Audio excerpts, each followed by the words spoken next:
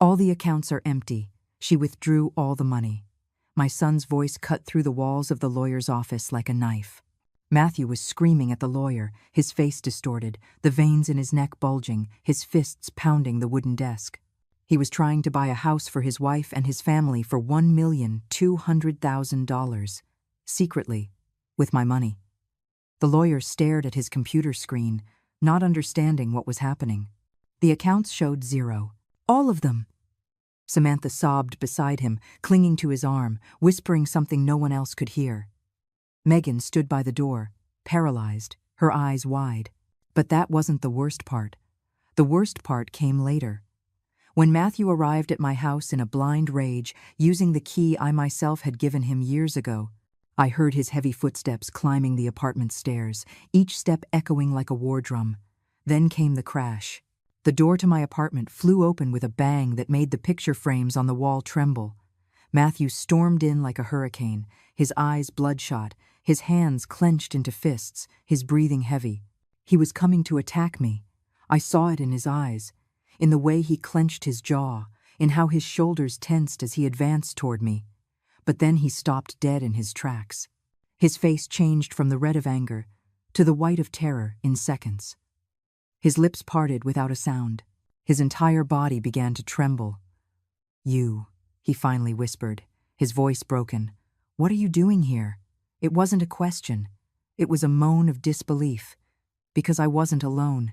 And the person sitting next to me on my living room sofa, with a folder full of documents on the coffee table, was someone Matthew never expected to see. Someone who changed everything. But I'm getting ahead of myself. Let me take you to the beginning, when everything seemed normal. When I was just a trusting mother who didn't know her own son was planning to leave her bankrupt. 6 months earlier, my life moved with the calm of a routine built over decades. I'd get up every morning at 6 o'clock sharp, no alarm needed. My body already knew the rhythm. I'd make coffee in the old mocha pot I'd bought at a flea market when Matthew was 10 years old. The sound of the water boiling, the aroma of coffee filling the small kitchen, the morning light coming through the window. These were my moments of peace. I'd sit in the chair by the window, the hot mug in my hands, and watch the street wake up. The guy opening the newsstand, the woman from the 3rd floor walking her dog, the 6:30 bus passing right on time. My apartment was small, but it was mine. Every piece of furniture, every plate, every inch of it I had paid for with my own work. I was 62 years old and had worked my entire life. Since I was 18, when I got pregnant with Matthew and his father disappeared like smoke. I cleaned houses. I worked in restaurant kitchens. I took care of other people's children while mine grew up with my mother. I saved every penny I could. I never allowed myself luxuries. I never bought new clothes if the old ones still worked. I never went on vacation. Everything was for Matthew. To give him what I never had, so he could study, so he could have opportunities. And I did it. Matthew graduated from college. He got a good job at a tech company. He married Samantha, an elegant woman who wore expensive perfume and always had perfectly manicured nails. I was proud. I thought my son would finally have the life I could never give myself. A comfortable, stable life without worries. After 40 years of constant work, I also had something. I wasn't rich, but I had saved. I had 3 bank accounts with a total of $1,300,000. I had invested in a small commercial property that I rented out. I had my apartment completely paid off. It was my security, my peace of mind for old age, the fruit of a lifetime of sacrifices. Matthew knew. He always knew. Since he was a boy, I told him about the importance of saving, of working hard, of not depending on anyone. I thought I was teaching him values. I didn't know I was showing him a treasure he would one day try to steal. The wedding with Samantha was 3 years ago, an elegant ceremony in an event hall that I helped pay for. Samantha looked radiant in an ivory dress full of lace. She smiled all the time. She hugged me. She called me Mom with a sweetness that melted my heart. I thought I had gained a daughter. How foolish I was. The first few months after the wedding were normal. Matthew visited me on Sundays. We'd have coffee. We'd talk about his job. He'd tell me stories from the office, and I'd make him his favorite meal, the chicken and dumplings he'd loved since he was a kid.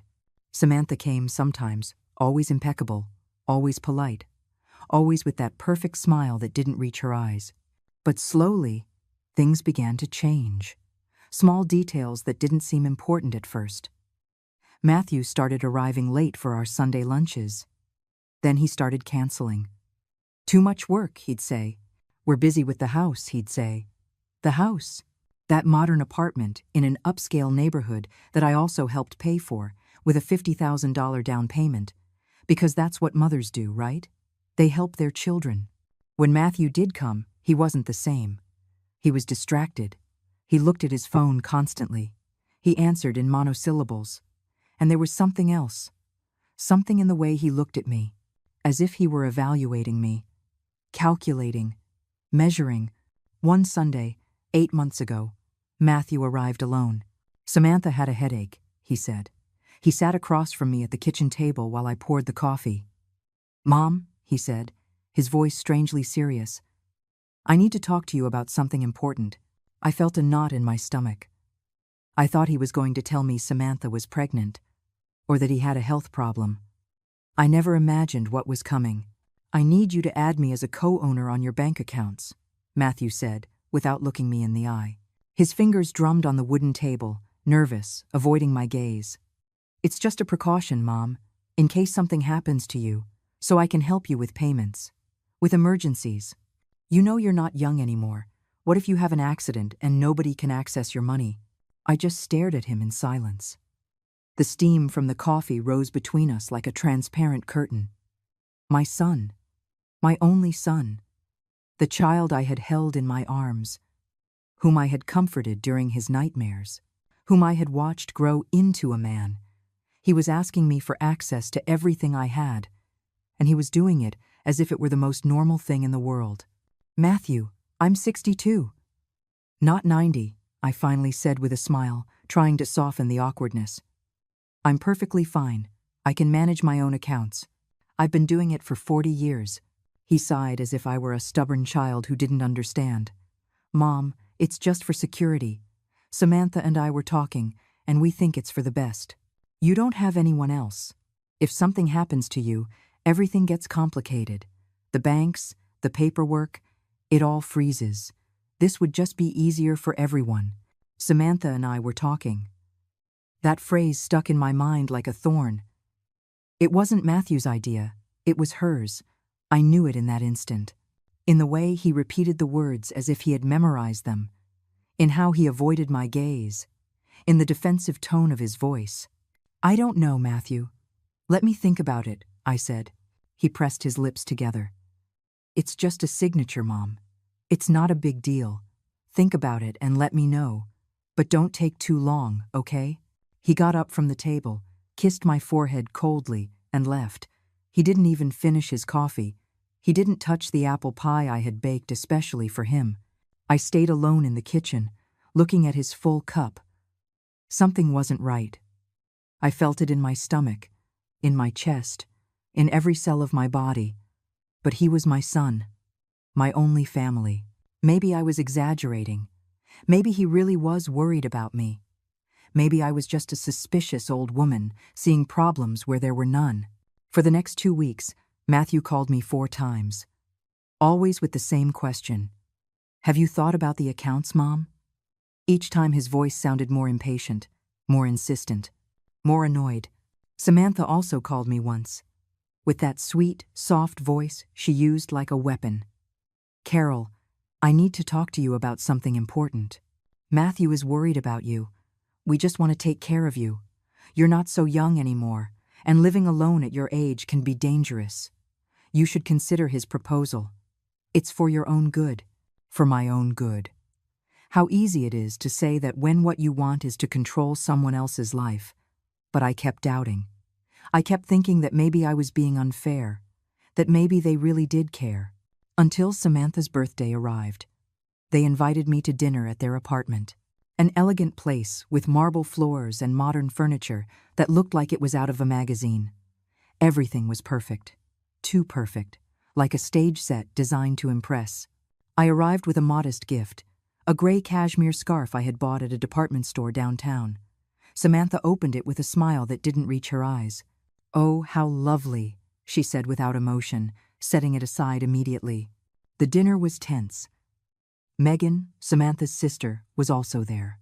A slender 30-year-old woman with long black hair who looked at me with a mixture of curiosity and disdain.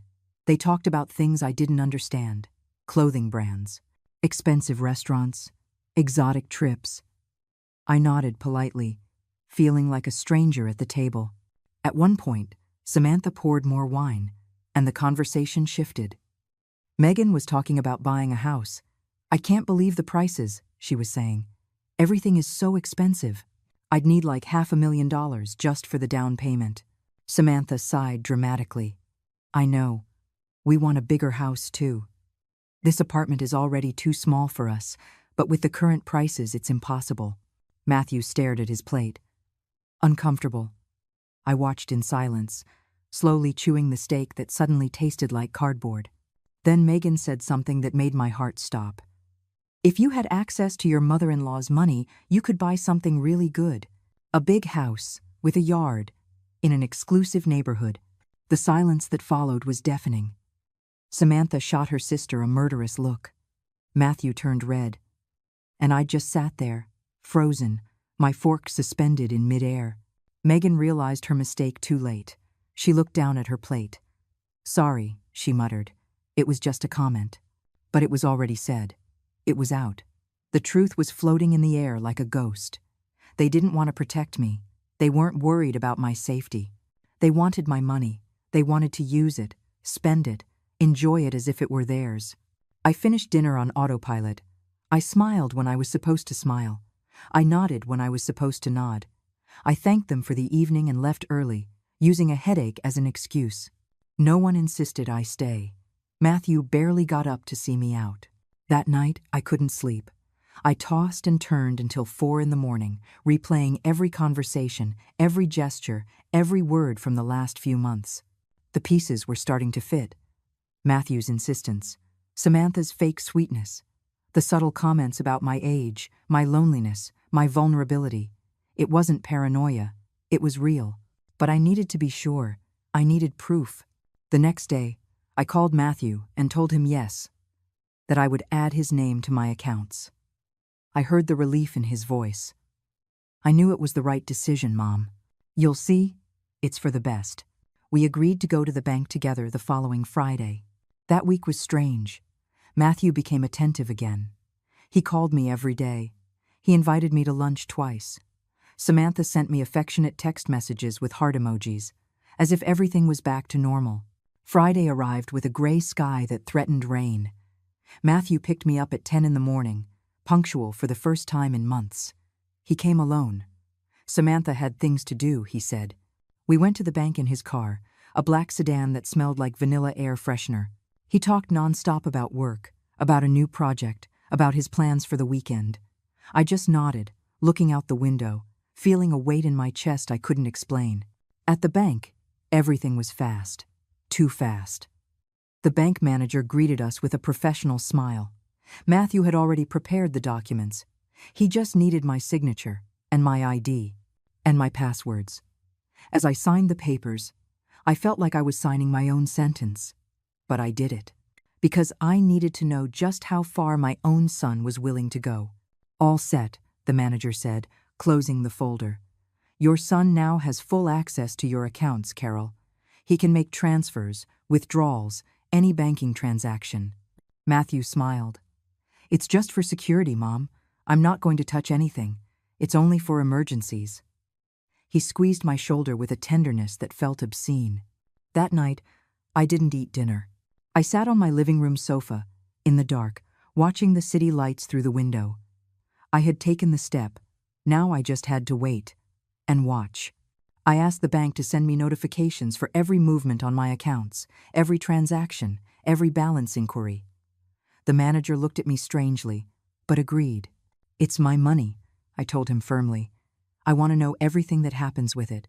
The first few days, nothing happened. Matthew didn't touch the accounts. He called me often, asking how I was, telling me unimportant things. I answered in monosyllables. Waiting. Watching. 3 weeks after I signed the papers, the first notification came to my phone.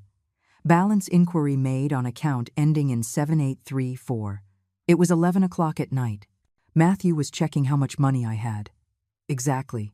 The next day, another notification.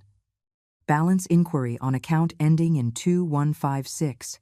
And then on the third account. He was checking all of them, calculating, planning. I felt nauseous. This was real.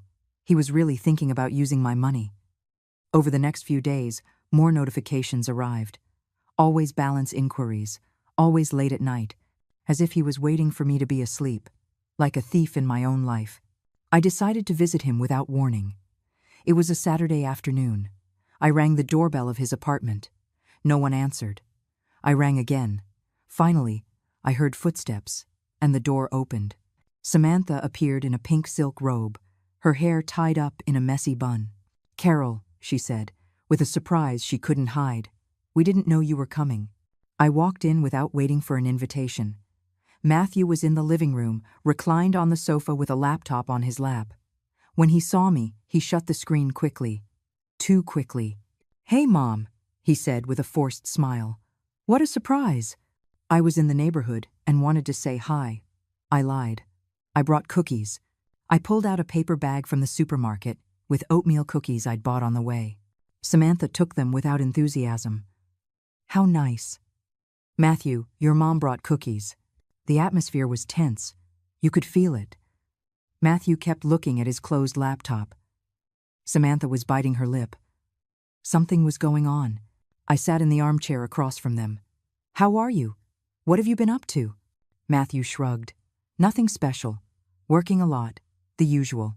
His answers were short, cold. He wanted me to leave. I could feel it, but I didn't move.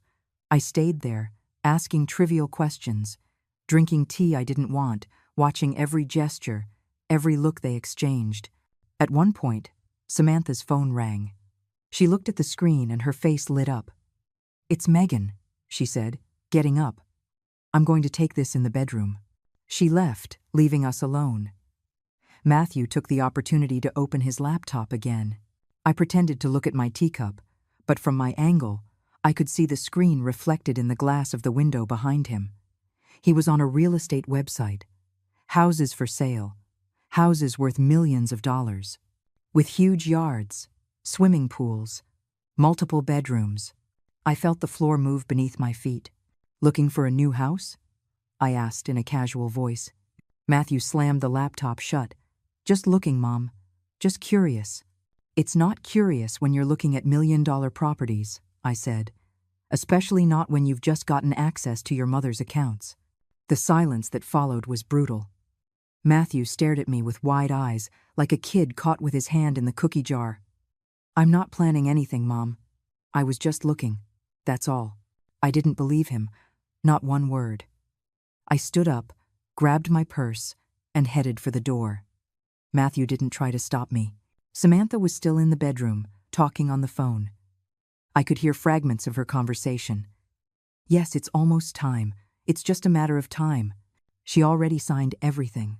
I felt like I was suffocating. I left the apartment and didn't look back. Alone in the elevator, I allowed myself to tremble. That night, I made a decision. If they wanted to play, we would play, but by my rules. I spent all of Sunday researching. I read about asset protection, about how to move money legally, about how to protect yourself from family, how sad it is to have to protect yourself from your own blood. On Monday morning, I called a lawyer, Gregory Hayes, a 50-year-old man with experience in family financial abuse cases. He met me in his office, a sober place with bookshelves full of legal codes. I told him everything. From the beginning. He listened without interrupting, taking notes on a yellow legal pad. When I finished, he took off his glasses and looked at me with a mixture of sadness and professionalism. "Carol, I'm very sorry for what you're going through. Unfortunately, I see cases like this frequently. Children who see their parents as bank accounts. But you did the right thing by coming here. We can still protect your assets." He explained the options. I could remove Matthew from the accounts immediately. I could create new accounts that he didn't have access to. I could transfer the funds legally and document it. All of this before he made a move. But I had another idea. An idea that would make Matthew show his true intentions completely. I want to wait, I told Gregory. I want to see what he does. I need to know how far he's willing to go. Gregory frowned. That's risky. If he moves the money, getting it back can be complicated. He's not going to move it yet, I said with certainty. First, he's going to plan. He's going to search. He's going to find what he wants to buy. And when he's ready to do it, I'll be ready too. Gregory nodded slowly. All right. But we'll prepare everything in advance. For the next few weeks, I worked with Gregory in absolute secrecy. We met in his office every Tuesday and Thursday afternoon, when I knew Matthew was at work and Samantha was busy with her friends. We prepared everything, every document, every form, every legal strategy to protect what was mine. We opened 3 new accounts at a different bank. In my name only, we prepared the authorizations to transfer all the funds in a matter of hours. We documented everything with dates, times, evidence. If Matthew tried anything, I would be 10 steps ahead. But I didn't do anything yet. I just watched. I waited. The notifications kept coming to my phone. Balance inquiries. Always at night. Always in secret. Matthew would call me now and then, playing the part of the worried son. How are you, Mom? Have you been eating well? Do you need anything? I'd respond normally, as if I knew nothing, as if I didn't see the poison behind his sweetness. A month after my surprise visit to his apartment, Matthew invited me to dinner, this time at an elegant restaurant downtown. One of those places where the dishes have French names and the portions are ridiculously small. Samantha was with him, impeccable as always, in a champagne-colored dress that probably cost more than my monthly rent. She greeted me with 2 kisses on the cheek and a radiant smile. "Carol, it's so good to see you. You look wonderful." Liar. I was wearing the same black pants and the same gray blouse as always. I didn't look wonderful or bad. I looked like what I was. A 62-year-old woman, tired of pretending everything was fine. We sat at a table by the window. The waiter brought the menu. Everything was absurdly expensive. "Order whatever you want, Mom," Matthew said generously. "It's my treat tonight." I ordered the simplest thing, a salad and grilled chicken. They ordered appetizers, main courses, imported wine. I watched as Samantha studied the wine list as if it were a final exam. Dinner proceeded with superficial conversation. The weather, the news, the traffic, nothing important, nothing real. I knew there was a reason for this invitation. Matthew didn't spend money on expensive restaurants for no reason. I waited. Finally, when the dessert I hadn't ordered but was placed in front of me anyway arrived, Matthew cleared his throat. "Mom, there's something we want to talk to you about." There it was. The real purpose of the evening. "Samantha and I have been thinking a lot about the future," he continued. "About starting a family, about having children. But the apartment where we live is small. It's not suitable for raising children. We need more space." Samantha nodded with a serious expression. "It's important to us to give our future children a proper environment, a house with a yard, with space to play, a good neighborhood." "I understand," I said, cutting a piece of the dessert I didn't want. "And what does that have to do with me?" Matthew exchanged a look with Samantha. "Well, we found the perfect property, a beautiful house in an excellent neighborhood. It has 4 bedrooms, a big yard, 2 floors. It's exactly what we need. The problem is the price." My stomach tightened. "How much?" $1,200,000, Samantha said, as if mentioning the price of bread. I stared at her. $1,200,000, almost everything I had, everything I had saved in 40 years of work. They wanted it to buy a house. For them. For their imaginary future children. For Samantha's family. "That's a lot of money," I said finally. "We know," Matthew said quickly. "That's why we're not asking you to give it to us. Just to lend it to us. We'll pay it back. With interest. As soon as we sell the apartment and get better financing." Lies. It was all lies. I saw it in how they avoided my gaze. In how Samantha fidgeted with her napkin. In Matthew's rehearsed tone. They had no intention of paying me back. They thought I would die soon and the money would be his anyway. Why wait for the inheritance when they could have it now? "I need to think about it," I said, It's an important decision. It requires time. Matthew's face hardened. There isn't much time, Mom. The property has other interested buyers. If we don't make an offer soon, we'll lose it. Then you'll lose it, I said calmly. Because I'm not going to make a decision like this over dinner. I need to review my finances, see my options, talk to my advisor. The mood at the table changed instantly. Matthew clenched his jaw. Samantha stopped smiling. What advisor? Matthew asked in an accusatory tone. Since when do you have an advisor? For about a month, I lied. I hired someone to help me better manage my investments. At my age, it's important to have professional guidance. I saw the panic cross their faces. An advisor meant someone else was looking at the money, someone who could discover their plans, someone who could protect me. We didn't know you had done that, Samantha said, her voice tense. There are a lot of things you don't know about me, I replied, getting up from the table. Thank you for dinner. It was delicious. I left them there, with their faces of frustration and poorly concealed anger. That night, alone in my apartment, I cried. I cried for the son I had raised and no longer recognized. I cried for the years I had dedicated to giving him everything, which were now turning against me. I cried because the family I thought I had was just an illusion. But after crying, I dried my tears and called Gregory. I need you to speed everything up, I told him. They're going to try something soon. I know it. Gregory worked quickly. In 3 days, we had everything ready. The new accounts opened, the documents prepared, the legal strategy defined. All that was missing was the exact moment to execute the plan. And that moment came a week later, on a Tuesday afternoon. I decided to pay them another surprise visit. I needed to confirm my suspicions. I needed to see with my own eyes what they were planning. I arrived at their apartment around 3 o'clock. I rang the bell. No one opened. I rang again. Nothing. But I heard voices inside. Laughter, conversations. I used the copy of the key I still had, the one they had given me when they moved in, for emergencies. I opened the door slowly, silently. The voices were coming from the living room. I walked in, and what I saw froze my blood.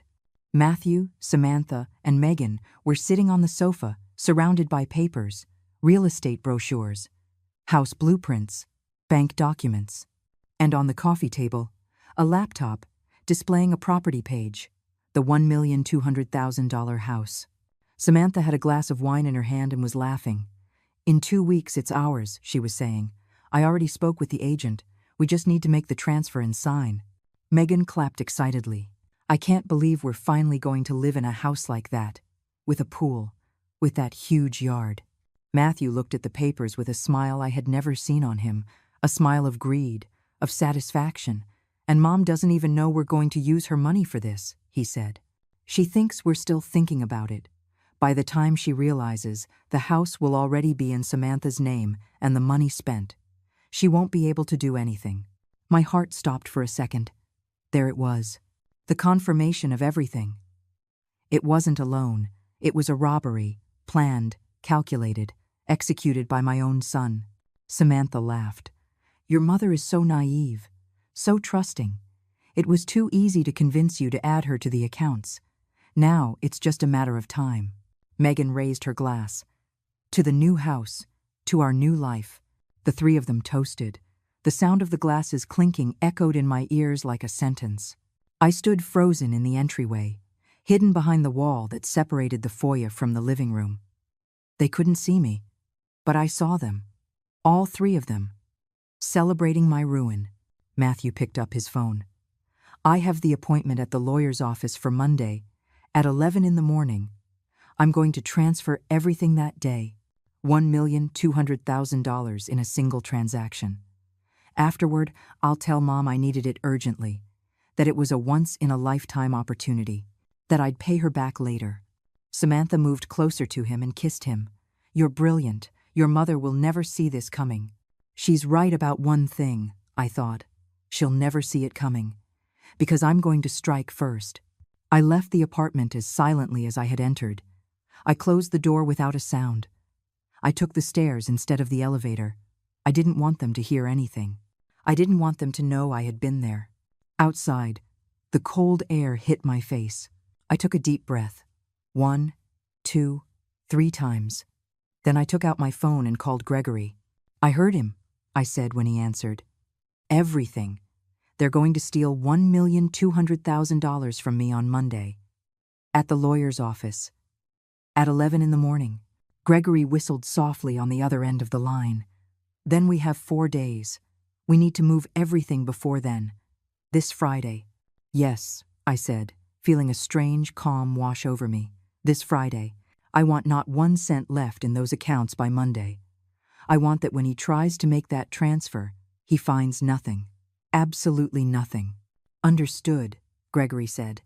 "I'll see you in my office tomorrow. We'll get everything ready." That night I didn't sleep. I sat in the darkness of my living room, looking at the photographs on the walls. Matthew as a baby. Matthew on his first day of school. Matthew at his graduation. Each image was a memory of a son who no longer existed. Or who perhaps never had. Maybe he was always this way. Selfish, manipulative, and I was just too blind with love to see it. I allowed myself to cry that night. To cry one last time. For the son I lost. For the family I never had. For the years wasted believing in a lie. On Wednesday morning, I arrived at Gregory's office at 9 o'clock sharp. He already had everything prepared on his desk. Documents, forms, authorizations. "Today we move everything," he said, "and we're going to do it in a way that is completely documented. Every transaction, every move, so that if they try to sue you, we have proof that you acted within your rights." We spent 3 hours signing papers, authorizing transfers, closing the old accounts, opening the new ones, all in my name, only my name. Matthew was completely cut out. By 2 in the afternoon, it was all done. $1,300,000 transferred to 3 new accounts at a different bank. The old accounts closed. Empty, 0 balance. Gregory handed me a folder with all the copies. "Keep this in a safe place," he said. "And now, Carol, we need to talk about what comes next. When your son discovers what you did, he is going to react. Probably badly. Very badly. You need to be prepared." "I know," I said.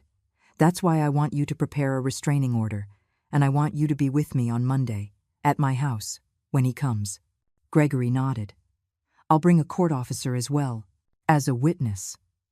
And for your safety, if he tries anything violent, we'll have legal and physical protection." "Perfect," I said, standing up. "I'll see you on Monday then, at 10 in the morning, at my apartment. He'll arrive after the lawyer's office, furious, desperate, and I'll be ready." The next few days were strange. Matthew didn't call me. Neither did Samantha. They were busy preparing their big heist. I spent the time organizing my apartment, packing the essentials, preparing for my departure. Because after Monday, no matter what happened, I couldn't stay in this city. I couldn't live near them, not after this. I looked for apartments on the coast, quiet places, small, where I could start over. I found a perfect one, with an ocean view, a 2-story building with only 6 apartments, quiet, safe, far away from everything. On Sunday night, I received a text from Matthew. "I have an important meeting tomorrow morning. I'll call you in the afternoon." A chill ran down my spine.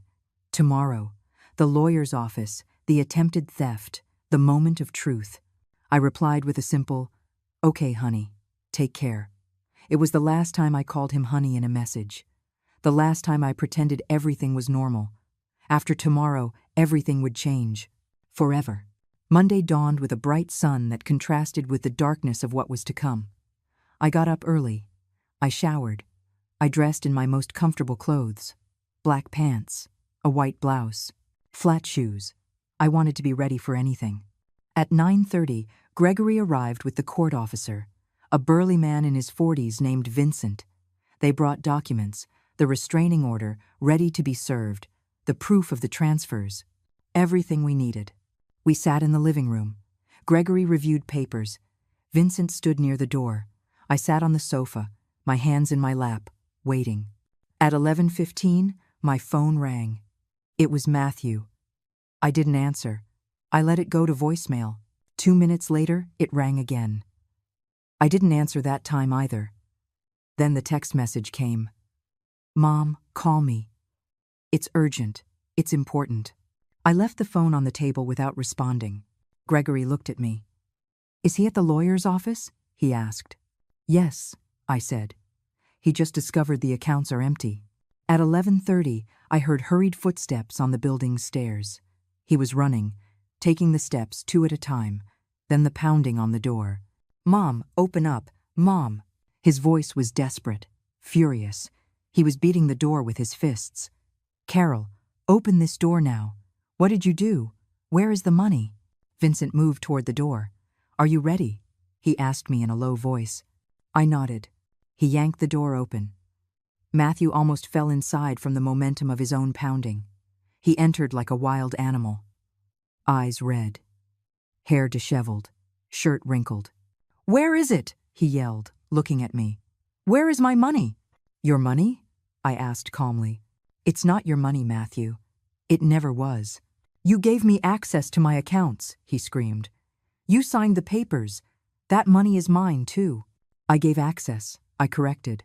Past tense. I took it away. Everything is back in my name. And you are not going to see a single cent. Matthew froze.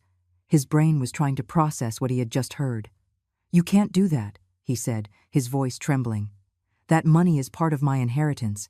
It's mine by right. You have no right to anything while I am alive, I said, standing up from the sofa.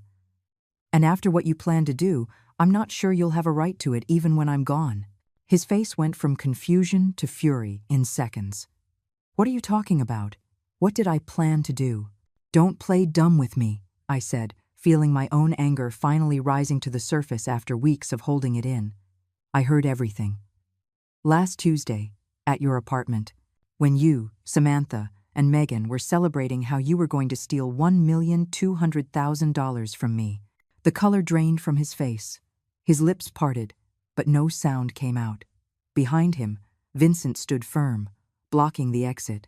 Gregory watched from his position by the table, the folder of documents in his hands. I heard you say I was naive, I continued, that it was easy to manipulate me, that by the time I realized, it would be too late, that you were going to transfer my money on Monday at 11 o'clock and then tell me it was an emergency, that you never planned to pay it back, that you were just waiting for me to die, to take everything. Every word was a slap. I watched Matthew shrink with every sentence. Mom, I can explain, he started to say. There is nothing to explain. I interrupted him. You planned to steal from me, your own mother, the woman who sacrificed her entire life to give you what you have. And the worst part is, you did it without a gram of guilt, without a shred of remorse, only with greed and selfishness. Matthew took a step toward me. Vincent immediately stepped between us. Back off, he said in an authoritative voice. Do not approach her. Who is this? Matthew yelled. Who are these people in your house, Mom? This is Vincent, a court officer, I said, motioning to him. And this is Gregory Hayes, my lawyer. They are here because I knew you would come here furious when you discovered you couldn't rob me. And I was right. Your lawyer? Matthew repeated in disbelief. You hired a lawyer against me? Your own son? I hired a lawyer to protect me from a thief, I corrected. The fact that he happens to be my son is the tragedy of my life. Matthew put his hands on his head. This isn't happening. This can't be happening. We made a deal with the real estate agent. We put down a deposit. We signed papers. Now we can't pay, and we're going to lose everything. Well, I said, crossing my arms, you should have thought of that before you planned to rob your mother. That is not my responsibility. It's yours, and Samantha's, and Megan's. The three of you planned this together. The three of you can suffer the consequences together. You don't understand, Matthew said, tears starting to form in his eyes. We're going to lose the deposit. $50,000. We're going to be on the street. Samantha is going to leave me. Everything is going to be destroyed. Good, I said, without a shred of compassion. Now you know how I felt when I discovered my only son was planning to leave me with nothing. When I heard you celebrating my naivete, my trust, my love. Now you know how it feels to be betrayed by the person you trust the most. Matthew fell to his knees. "Mom, please, I'm begging you. Give me the money. I promise I'll pay you back. I'll sign whatever you want. But help me this one time. Just this once." I looked down at him. This 35-year-old man crying on my living room floor, and I felt nothing. Not pity, not love, not even sadness, just a vast emptiness where a son used to be. "You already helped me make a decision, Matthew," I said. "You helped me see who you really are, and that's why you will never have access to my money again. Not now, not ever." Gregory stepped forward with the papers. "Carol, if you're ready, let's proceed with the restraining order." Matthew looked up. What?" "A restraining order," I said. "What is this?" "This," Gregory said in a professional voice, "is a court order that prohibits you from coming within 100 yards of your mother. You cannot call her. You cannot text her. You cannot come to her home. If you do, you will be arrested." Matthew stared at me, his eyes wide with horror. You're forbidding me from seeing you? I'm your son. Your only family. You stopped being my family the day you decided to rob me," I said, signing the document Gregory placed in front of me. "My family doesn't betray me. My family doesn't plan to leave me bankrupt. My family doesn't celebrate my naivete. You are not my family, Matthew. You are a stranger who shares my blood. And nothing more." Vincent took the signed papers. "Sir," he said to Matthew, "you have 10 minutes to leave this building. If you return, you will be arrested immediately. The order is effective now." Matthew staggered to his feet. "You're going to leave me with nothing," he whispered. "You're going to destroy me." "You tried to destroy me first," I replied. "The difference is, I was faster and smarter. Now get out of my house and never come back." He walked to the door like a zombie. He stopped in the doorway and looked at me one last time. "You're going to regret this, when you're all alone, when you're old and you need help. You're going to look for me, and I won't be there." "I'm already alone," I said. "I've been alone for months. Because the son I raised died at some point and was replaced by a greedy stranger. So no, I'm not going to regret this. Because you can't lose something that doesn't exist anymore." Matthew left, slamming the door. I heard his footsteps running down the stairs. Fast, furious, fading out of my life forever. I stood in the middle of the living room, feeling my legs tremble. I finally let myself collapse onto the sofa. Vincent locked the door. Gregory sat across from me. "You did very well, Carol," he said. "I know that wasn't easy, but you did the right thing." "It doesn't feel like the right thing," I whispered. "It feels like losing a son." "You didn't lose a son," Gregory said gently. "Your son lost you, through his own fault, his own decisions. You just protected yourself, and that is never wrong." Vincent made coffee in my kitchen without being asked. He brought me a steaming mug. "Drink," he said. "It'll help." I took it with trembling hands. The coffee was strong, bitter, perfect. For the next hour, Gregory explained the next steps. The restraining order was active. If Matthew tried to contact me, I was to call the police immediately. He gave me copies of all the documents, the transfers, the account closures, the restraining order, all in a thick folder that now contained the end of my relationship with my son. We also talked about my plans. I told him about the apartment on the coast I had found, about my intention to move, to start over, far away from all this. "I think that's an excellent idea," Gregory said.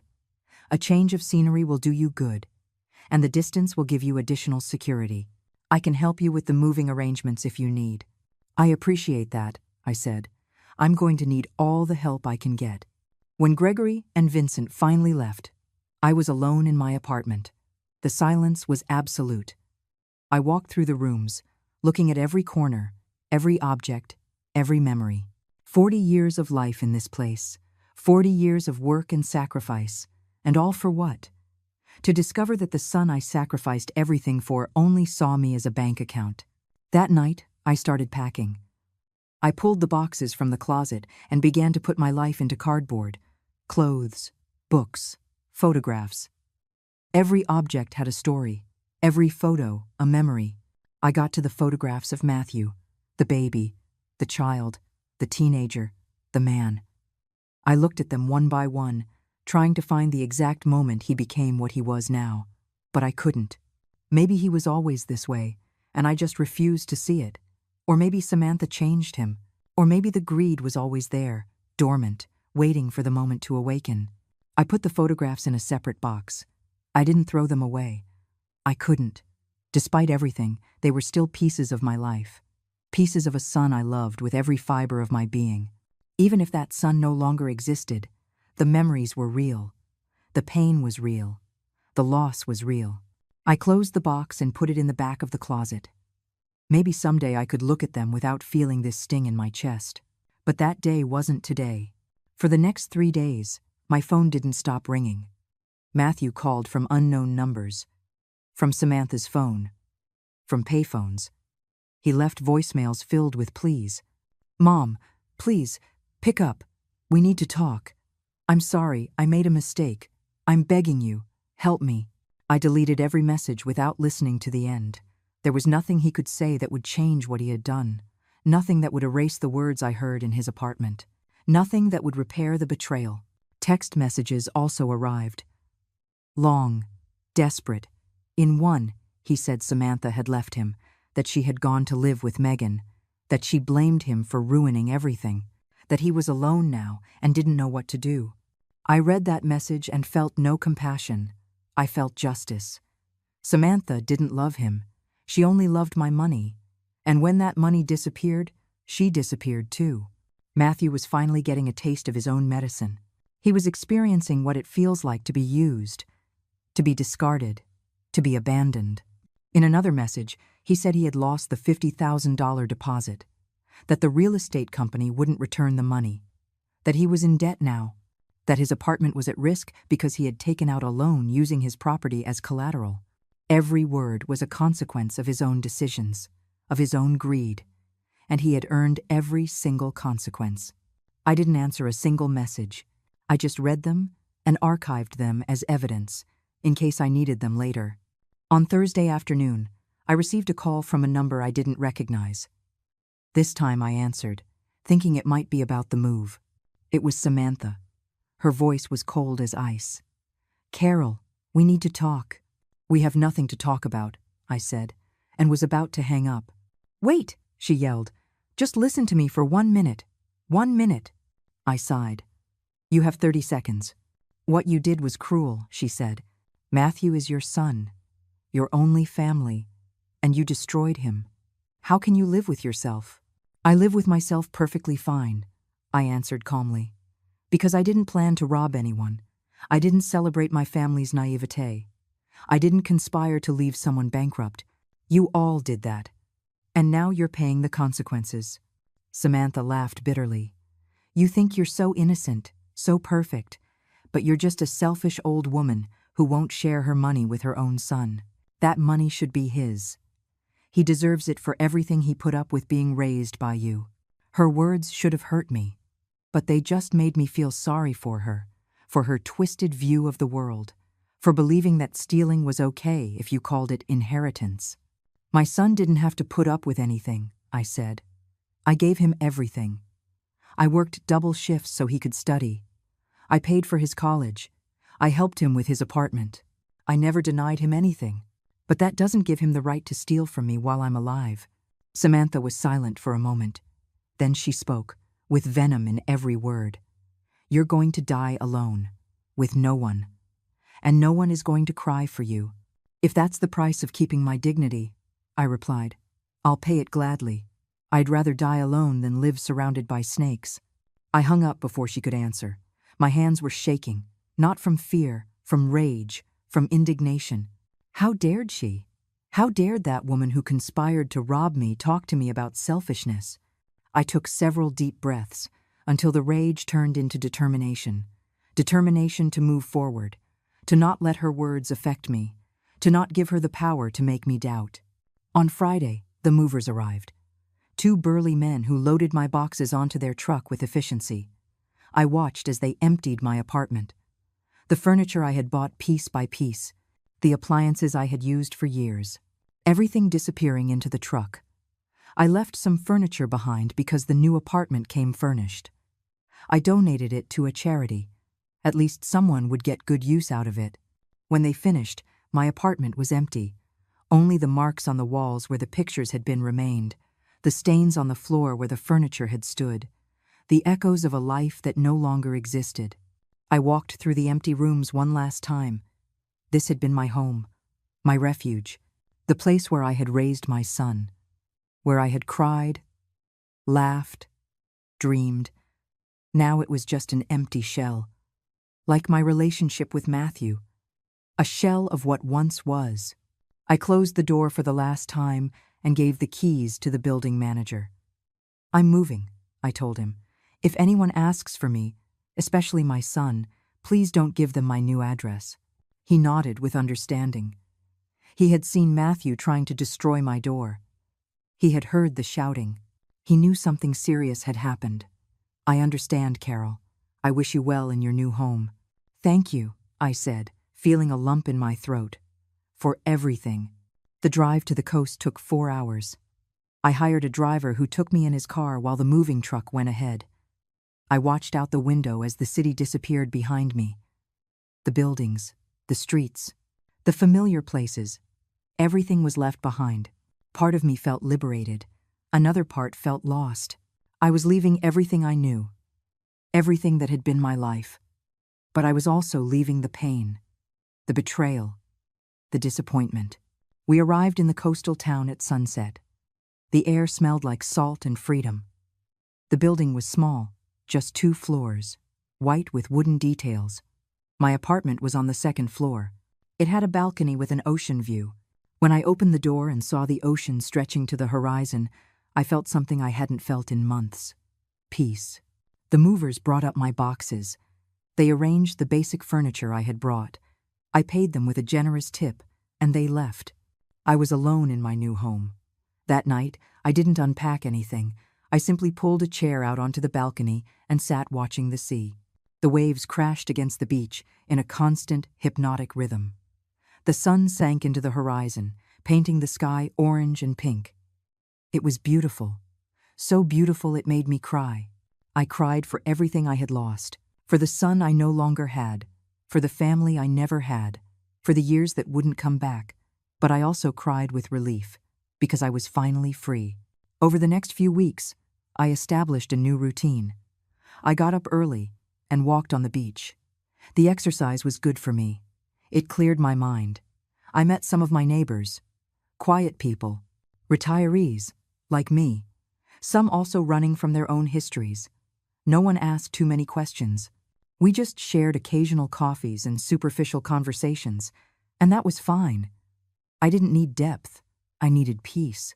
My phone still received occasional calls from unknown numbers. I didn't answer anymore. I blocked all numbers related to Matthew. I changed my number and only gave it to Gregory and 2 neighbors who had become acquaintances. The silence was glorious. No pleas, no reproaches, no manipulation, just silence. A month after I moved, I received an email from Matthew. He had found my email address. The message was long, full of excuses. "Samantha manipulated me," it said. "She put those ideas in my head. I really love you, Mom. I'm your son. You can't just abandon me like this. Give me another chance." I read the whole thing, and then I deleted it, not because it affected me, but because it didn't deserve space in my life, not even digitally. 2 months later, Gregory called me. "Carol," he said in a serious tone, "I need to inform you of something. Matthew tried to sue you. He alleged that you stole his inheritance, that the accounts were joint, and he had a right to the money." My stomach tightened. "And what happened?"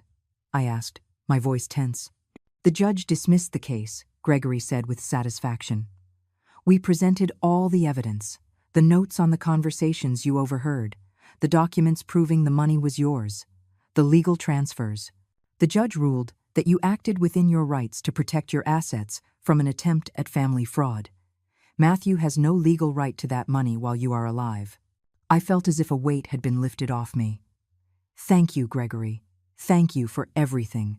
There's something else," he continued. Matthew lost his apartment. He couldn't pay the loan he took out. He's living in a small place now. Samantha married another man, someone with money. Megan moved abroad. Basically, the entire plan they had completely collapsed. I should feel pity, I thought. I should feel something for my son, ruined. But I felt nothing. Only a confirmation that justice exists. The months passed, turning my new life into something real, something solid. It stopped feeling like a temporary refuge and started to feel like home. I painted the walls of my apartment a soft cream color. I put plants on the balcony. I bought light curtains that let the sea breeze in. Every little change was a declaration. This is mine. This life is mine. No one can take it from me. I met a woman named Helen at the town bakery. She was 68 years old, short white hair and a contagious laugh that filled any space. She had been widowed 3 years ago and moved to the coast to escape the memories. We became fast friends. We had coffee together every Wednesday. We walked on the beach on Saturdays. She never asked why I had come there, and I never asked for the details of her loss. Some wounds don't need to be exposed to be understood. One afternoon, while sharing tea on her balcony, Helen looked at me curiously. "Carol, can I ask you something personal?" I felt an immediate tension, but I nodded. "Do you have family? Children?" The question hit me like an unexpected wave. "I had a son," I said finally. Past tense? "I don't anymore." Helen didn't show surprise or pity, just understanding. "I get it," she said softly. "Sometimes the family we're born with isn't the family that sustains us. And it's okay to let them go when they become toxic." Her words freed me from a weight I didn't even know I was still carrying. The guilt. That persistent guilt of having abandoned my son, of having cut him out of my life. But Helen was right. Matthew had stopped being family long before I closed that door. He did it with every lie, with every manipulation, with every plan to destroy me. I just recognized what was already true. One day, walking on the beach, I found a dog. A big mutt with brown fur and sad eyes, walking alone on the sand. He had a collar but no tag. I asked around town. No one knew him. No one claimed him. I put up flyers. I waited a week. No one showed up. So I kept him. I named him Buddy. I don't know why that name. It just felt right. Buddy adapted to my life, as if he had always been there. He slept at the foot of my bed. He joined me on my walks. He sat with me on the balcony while I watched the sunset. Having Buddy changed something in me. It gave me purpose, responsibility, but also uncomplicated companionship. He didn't want my money. He wasn't planning to betray me. He just wanted food, affection, and a place to sleep. It was an honest, pure relationship with no hidden conditions. Sometimes I thought animals were better than people, more loyal, more genuine. Buddy would never disappoint me the way Matthew did. 6 months after I moved, Gregory called again. "Carol, I have news. Matthew is trying to contact you again. This time through an intermediary, a social worker. He claims he needs medical help and that you are his only family." My heart sped up. "What kind of medical help?" "It's not clear," Gregory said. "It could be real, or it could be another manipulation. The social worker wants to talk to you. I gave him your number, but said I couldn't guarantee you'd answer." I spent 3 days thinking about it. Matthew, sick, needing help. Part of me, that maternal part that never fully dies, felt worried. What if he really was sick? What if he needed genuine help?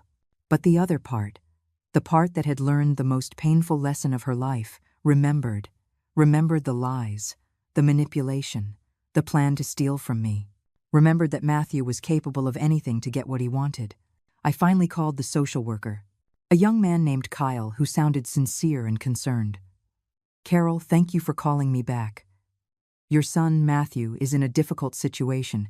He's lost his housing. He's struggling with depression. He needs family support." I listened, feeling that familiar guilt trying to break through. But then I asked a crucial question. "Kyle, does Matthew have a serious medical condition? Something that requires urgent treatment?" There was a pause. "Well, not exactly. It's more of a mental and economic health crisis." There it was. It wasn't a medical emergency. It was another manipulation. Another way to get to me. "Kyle," I said with a firm voice, "I need to tell you something." I explained everything. The robbery plan, the betrayal, the restraining order, every detail. When I finished, Kyle was silent for a long time. "I understand," he said at last. "I'm very sorry for what happened. Matthew didn't mention any of this. He told me you had abandoned him for no reason, that you were a cruel mother. Now I understand there's much more to this story. I can't help him," I said, feeling relief at saying the words out loud. Not because I don't want to, but because I know any help I give will be used against me. Any opening will be exploited. He made that decision when he planned to destroy me, and he has to live with the consequences. Kyle sighed. "I completely understand. I will look for other options to help him. Government programs, shelters. But I won't contact you about this again." "Thank you," I said. "And Kyle, he does need professional help. But that help can't come from me." After that call, I sat on the balcony with Buddy at my side. The sun was setting again, orange and gold on the water. I felt at peace with my decision. It wasn't cruel. It was survival. Matthew had dug his own grave. And as much as it hurt to watch him fall, I wasn't going to jump in with him. Helen showed up that night with a bottle of wine. "I brought this," she said. "I thought you might need it." I had told her about the social worker's call. We sat on the balcony drinking cheap wine and looking at the stars. "You did the right thing," Helen said. "I know it hurts, but the right thing isn't always easy." A year passed since I moved. A full year in my new life. I celebrated my 63rd birthday on the beach with Helen and 2 other neighbors who had become friends. We ate cake, we drank champagne, we laughed. It was a small, intimate celebration, but it was real. More real than any celebration Matthew had organized for me in recent years. Those had always been an obligation. This was genuine. My money was still safe in my accounts. Invested intelligently with the help of a financial advisor Gregory had recommended. I lived modestly on the interest. I didn't need much. The apartment was inexpensive. My expenses were minimal. For the first time in my life, I wasn't working to survive. I was simply living. I read books. I walked on the beach. I cooked new recipes. I learned to knit. Simple things I had never had time to do before. One afternoon I received a package. It had no return address, just my name and address. I opened it carefully. Inside was a letter and photographs. I recognized the handwriting immediately. It was from Matthew. My first instinct was to throw it all away without reading. But curiosity won. I opened the letter. "Mom," it began, "it's been 14 months since we last spoke. 14 months where I've had a lot of time to think, to reflect on what I did, on what I lost." The letter continued for 3 pages. Matthew talked about his current life. He was living in a small room, working 2 jobs to pay off debts. Samantha had married a rich man and had completely forgotten him. Megan was in Europe and never answered his messages. He was completely alone. He had hit rock bottom. And finally, he said, he understood what he had done to me. The pain he had caused, the unforgivable betrayal. "I'm not asking you to forgive me," he wrote. "I know I don't deserve forgiveness. I just want you to know that I am sorry. I'm sorry for every decision I made, every lie I told, every plan I made. I'm sorry I lost you to greed, to stupidity, for letting Samantha poison my mind. I don't expect you to answer. I don't expect to see you again. I just needed you to know that I am aware of what I destroyed, and that I live with that weight every single day." The photographs were of his new life. A tiny room, his gaunt face, lifeless eyes. It was the image of a broken man. I should have felt satisfaction, vengeance fulfilled. But I just felt empty. There was no victory in this, only loss, mutual loss. He had lost his mother and his stability. I had lost my son and my innocence. Nobody won in this story. I put the letter in a drawer without answering. Not because I was cruel, but because there was nothing to say. Apologies didn't erase what had happened. Remorse didn't rebuild the destroyed trust. Matthew would have to live with his decisions, just as I was living with mine. That was the reality. Cold, final, but necessary. The days passed, and I thought about that letter more than I wanted to admit. I wondered if it was real, if Matthew had really changed, or if it was another elaborate manipulation, another way to open a door I had locked. The doubt ate at me. One night, talking to Helen about it, she said something that stayed with me. Genuine remorse doesn't ask for anything in return. It just acknowledges the damage and accepts the consequences. If Matthew has really changed, he'll show it by respecting your distance, not by pressuring you, not by looking for a benefit, just by living better. She was right. Time would reveal the truth. It always did. I decided to wait, to watch from a distance, but not to open any doors. 2 months later, I received another letter, shorter this time. "Mom," Matthew wrote, "I don't expect a reply. I just want you to know I got a better job. I'm paying off my debts. I'm going to therapy twice a week. I'm working on myself, on understanding why I did what I did, on being a better person. Not for you, but for me. Because I don't want to be the man I was. The man who destroyed the most valuable thing he had out of greed." That was all. He didn't ask for money. He didn't ask to see me. He didn't ask for forgiveness again. He just reported. It was different from the first letter, more mature, more self-aware. But it was still just words. And words were easy. Actions were what counted. The months continued to pass. The second year on the coast came with subtle changes. My hair got whiter. The wrinkles around my eyes deepened. But something else came too. A tranquility I had never known. A peace that came from knowing my life was completely mine. No one could take it. No one could manipulate it. It was mine to live as I pleased. I expanded my social circle. I met a retired couple who organized board game nights. I joined a book club at the local library. I started yoga classes at the community center. Each activity was another step away from the woman I had been. The woman who lived only for her son, who sacrificed constantly, who measured her worth by how much she gave to others.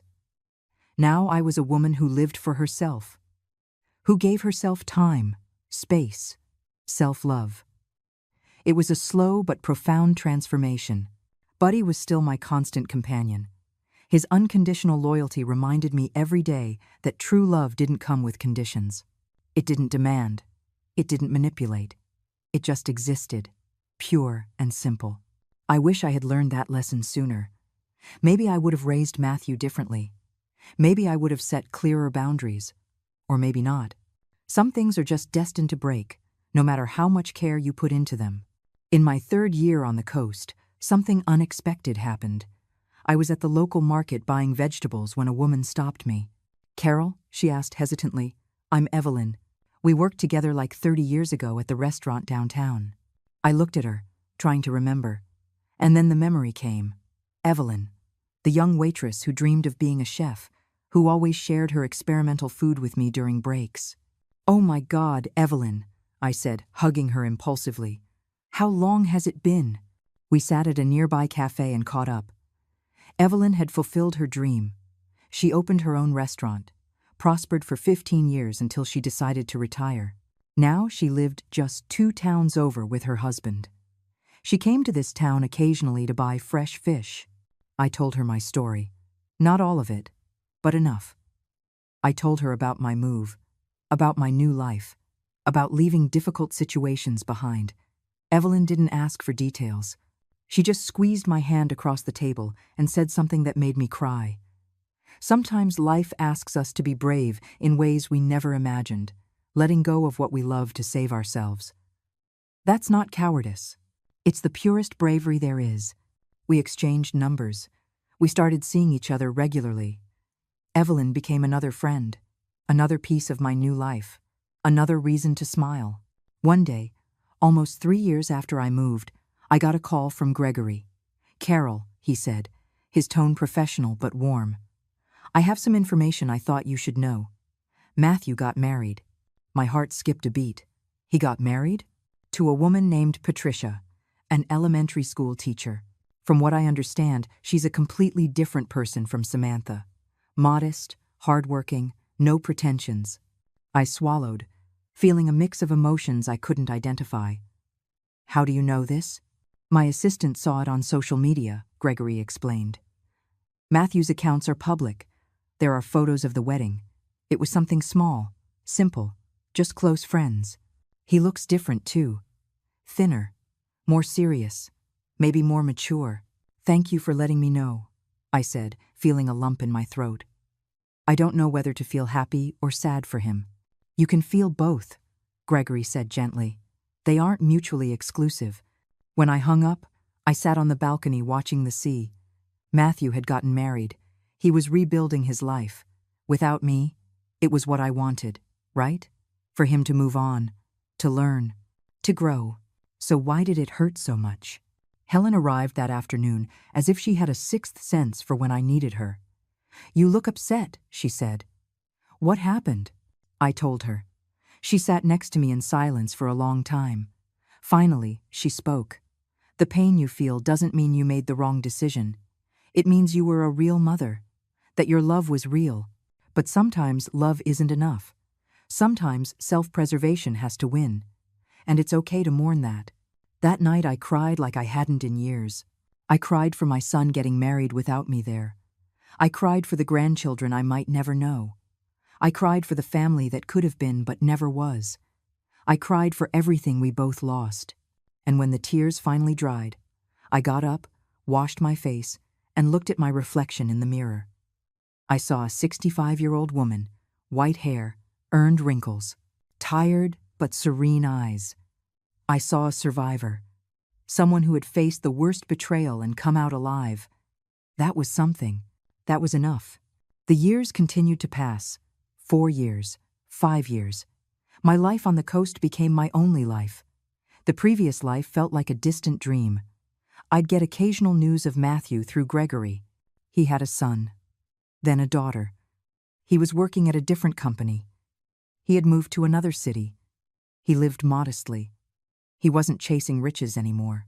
Each piece of news was a reminder of the parallel life we would never share, but it was also confirmation that maybe, just maybe, he had learned something from all this. From time to time, I wondered if I should contact him. If after so much time, we could rebuild something. But I always came to the same conclusion. Some things, once broken, cannot be repaired. They can only be accepted, mourned, and finally, let go. On my 70th birthday, surrounded by the friends I had made over the years, I blew out the candles on my cake. Helen asked if I'd made a wish. I smiled. I don't need wishes, I said. I have everything I need. And it was true. I had my peace, my freedom, my dignity intact. I had genuine friends, a home I loved, a loyal dog who slept at my feet every night. I had enough money to live comfortably, time to do whatever I wanted. I didn't have a blood family, but I had a chosen family, and sometimes that was better. One afternoon, 7 years after I moved, I was walking on the beach when I saw a man in the distance. Something about his posture was familiar. He approached slowly, and then I recognized him. Matthew, older, graying at the temples, wrinkles around his eyes, but it was him. My heart started to pound. He stopped a few yards away, respecting the space.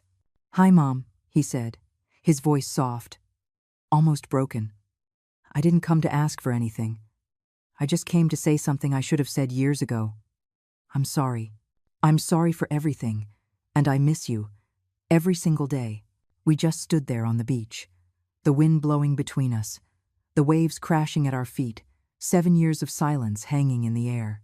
And in that moment, I made a decision. Not to forgive completely. That would take more time. Maybe it would never fully arrive. But to acknowledge his effort, his change, his respect for my space all these years. "Let's walk," I said finally. "We have a lot to talk about." Sometimes, to save yourself, you have to do things that break your heart. You have to let go of what you love. You have to choose yourself when no one else will. And it hurts. God, how it hurts. But on the other side of that pain is something worthwhile. Peace, dignity, a life that is truly your own. And maybe, just maybe, After years of healing, a chance to rebuild.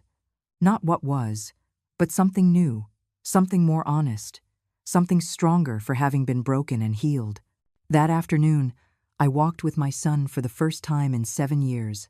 I don't know what the future holds, if we can rebuild something real, but for the first time in a long time, I'm willing to try, with boundaries, with caution, with my eyes wide open, but willing, and that's enough for now.